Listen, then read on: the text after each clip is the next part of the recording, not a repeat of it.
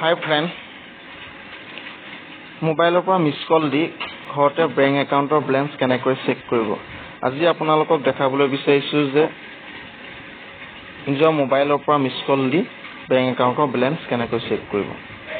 সেইটো বিষয়ে UBI balance check কৰিব বিচাৰিছোঁ। সেইবাবে মই মোবাইলৰ যিকোনো এটা ব্ৰাউজাৰত UBI balance enquiry number for Assam লিখি চাৰ্চ কৰিছোঁ। এইটো UBI balance enquiry number for Assam. Search কৰাৰ লগে লগে স্ক্ৰীনত এনেকুৱা এখন ওলাব, এই নিচিনা এখন স্ক্ৰীন ওলাব। সেইটো আপোনাৰ প্ৰথমতে দেখিছে মোবাইল নাম্বাৰটো ওলাই গৈছে।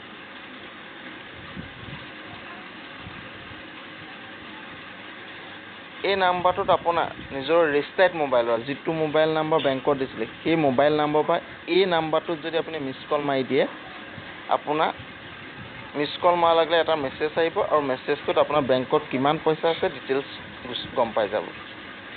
UBI একাউণ্টে সেইটো আপুনি এনেকৈ নিজৰ মোবাইলত প্ৰথমতে চাৰ্চ কৰি লওক যি বেংক, সেই বেংকৰ ডিটেইলছৰ নাম্বাৰটো ওলাই যাব মিছ কল।